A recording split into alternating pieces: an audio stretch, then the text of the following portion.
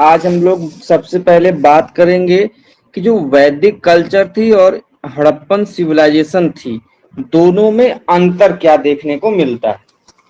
तो आप एक तरफ वैदिक कल्चर लिख सकते हो, वैदिक संस्कृति, और दूसरी तरफ इंडस वैली सिविलाइजेशन, जिसको हम लोग क्या बोलते हैं, सिंधु घाटी की सभ्यता बोलते हैं।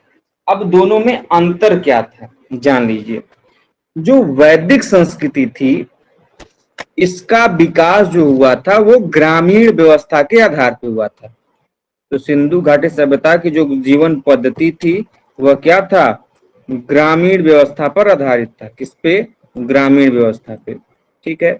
वहीं पर आप देखोगे इंडस वैली सिविलाइजेशन में, तो हमको यहाँ पर नगरीय सभ्यता, नगरीय विकास, शहरीय विकास उसको भी बोलते हैं, उसका प्रमाण हमको दिखाई देता है। तो जो सिंधु सभ्यता थी यह एक नगरीय सभ्यता थी, जबकि जो वैदिक कल्चर था, वैदिक संस्कृति थी, यह क्या थी, ग्रामीण व्यवस्था थी। दूसरी तरफ आप यदि वैदिक संस्कृति में देखोगे तो यहाँ पे आपको घास फूस या फिर बांस इत्यादि के मकान मिलेंगे। घास फूस मकान जो होंगे, इनके पेड़ पौधों के बने होंगे। लेकिन यदि आप इंडस वैली सिविलाइजेशन में देखोगे तो पक्की ईंटों का प्रयोग करके, पक्की ईंटों का प्रयोग करके क्या मिलेगा, ये अपने घरों के निर्माण करेंगे। चाहे आप कोई भी देख लो, हड़प्पा देख लो, मोहनजोदारो देख लो, धौलावीरा देख लो, कालीबंगा देख लो, लोथल देख लो, हर जगह से आपको पक्की ईंटों के प्रमाण मिलेंगे। और वहां पर क्या है कि उनका निर्माण किया गया। लेकिन जब आप इंडस वैली सिविलाइजेशन के अलावा आओगे वैदिक कल्चर में, तो आपको पता चलेगा कि यहाँ पर ऐसे कोई पक्की ईंटों के हमको स्पष्ट प्रमाण नहीं मिलते हैं। यहाँ के मकान अधिकांशतः हमको घास फूस इत्यादि के मिले हुए हैं। ठीक है। अगला, वैदिक कल्चर के लोग जो थे ये घोड़े से अच्छे रूप में प्रचलित थे, जिनको जान पहचान थी इनकी घोड़े से, इनको घोड़े के उपयोग में लाते थे। लेकिन ये जो इंडस वैली सिविलाइजेशन के लोग हैं, ऐसा कोई प्रमाण नहीं है कि ये घोड़े के प्रयोग से, मतलब उसको पालतू बनाने में सफल थे। ऐसा कोई प्रमाण नहीं मिलता है कि जगह इंडस वैली सिविलाइजेशन में हमको घोड़े के अस्थियों के प्रमाण, दांतों के प्रमाण मिले अवश्य हैं, लेकिन ये अभी तक पता नहीं चल पाया है कि ये इंडस वैली सिविलाइजेशन के लोग इसका प्रयोग पालतू पशु के रूप में अन्य किसी कार्य में करते रहे हो, इसका प्रमाण नहीं मिला है। जबकि वैदिक कल्चर से, वैदिक संस्कृति से कई सारे ऐसे प्रमाण या उल्लेख मिलते हैं जहां से हमको पता चलता है कि ये लोग घोड़े को पालतू पशु के रूप में यूज करते थे। अगला क्वेश्चन, अगला पॉइंट क्या है भाई अंतर का दोनों में, कि भाई जो वैदिक कल्चर में आप जाएंगे तो आपको पता चलेगा इसमें हमको विभिन्न प्रकार के देवताओं की स्तुति करते हुए देखते हैं। चाहे आपके इंद्र हो, वरुण हो, अग्नि हो, मित्र हो, रुद्र हो, ये सभी के सभी वैदिक देवताओं की जानकारी मिलती है। हालांकि देवियों की भी जानकारी मिलती है, जैसे उषा, सावित्री, तो ये थी देवियां थी, लेकिन प्रधानता किसकी थी, देवताओं की थी। लेकिन इंडस वैली सिविलाइजेशन में आप लोग जाओगे तो जस्ट उल्टा दिखेगा आपको, कि जो इंडस वैली सिविलाइजेशन है वहां पर देवियों का प्रमुख स्थान था, देवियों का, जबकि देवताओं की संख्या वहां पर हमको कम देखने को मिलती है। क्यों, ऐसा क्यों है भाई, कैसे पता चला? तो मदर गॉडेस, जिसको हम लोग मातृ मृड मूर्ति बोलते हैं, उनकी संख्या हमको अन्य किसी पुरुष जो मृड मूर्ति है उसके ज्यादा मिलती है। तो इससे पता चलता है कि इंडस वैली सिविलाइजेशन में देवी प्रधान था, अर्थात मातृ सत्तात्मक था, और जो आपका इन वैदिक कल्चर है ये, इसमें देवताओं के प्रमाण ज्यादा मिलते हैं, जिससे पता चलता है कि आपका ये क्या था, पुरुष प्रधान समाज था।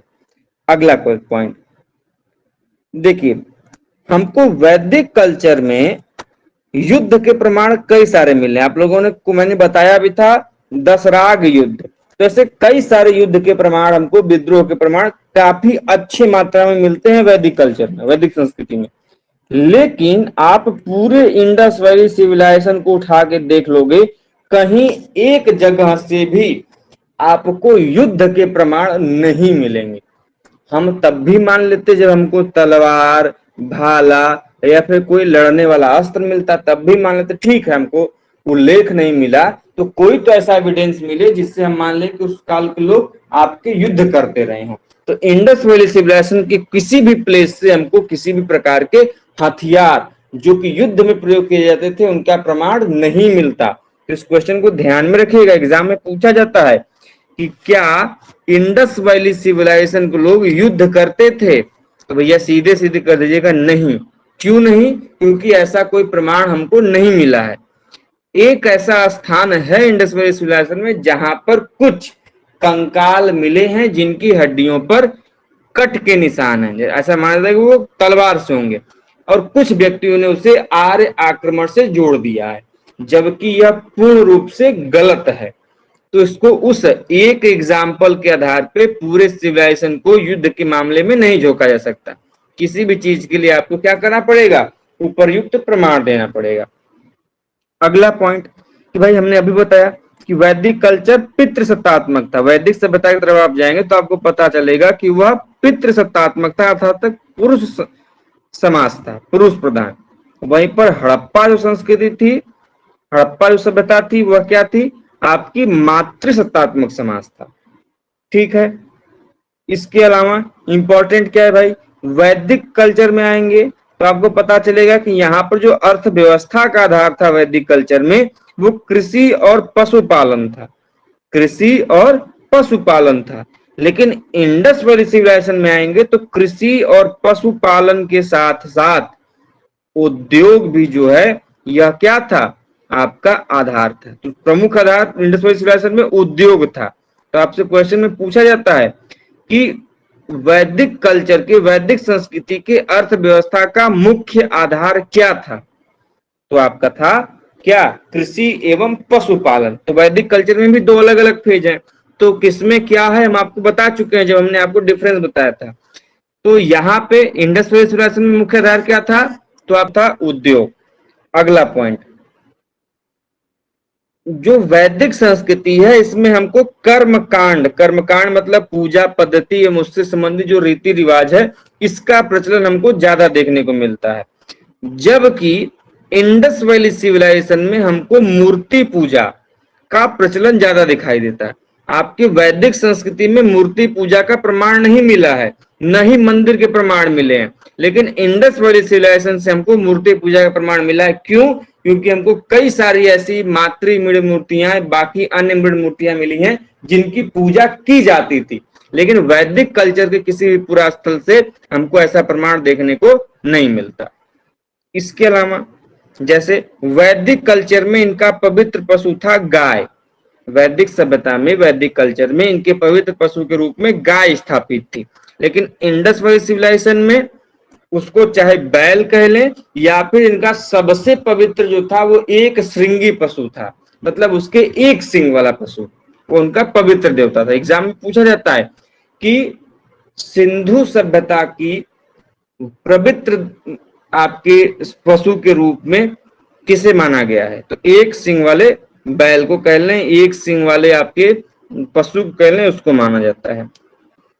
अगला हमने आपको बताया था कि जो वैदिक कल्चर है, वैदिक सभ्यता कह लें, संस्कृति कह लें, तो वैदिक कल्चर में हमको वर्ण व्यवस्था का प्रमाण मिलता है। वर्ण व्यवस्था मतलब 4 प्रकार की जातियों के वर्णों के प्रमाण हमको यहाँ पर दिखाई देते हैं। जैसे ब्राह्मण, क्षत्रिय, वैश्य, शूद्र वाला आपको एग्जाम्पल दिया था। लेकिन आप इंडस वैली सिविलाइजेशन में आओगे तो आपको वर्ण व्यवस्था के प्रमाण या फिर उस चीजों के प्रभाव आपको देखने को नहीं मिलेंगे। ठीक है। तो कुछ ये मोटे मोटे तौर पे हमने आपको बताया कि ये आपका क्या था, ये आपका अंतर था। इंपॉर्टेंट क्वेश्चन है, सभी लोग इसको ध्यान से सुन लीजिए भाई।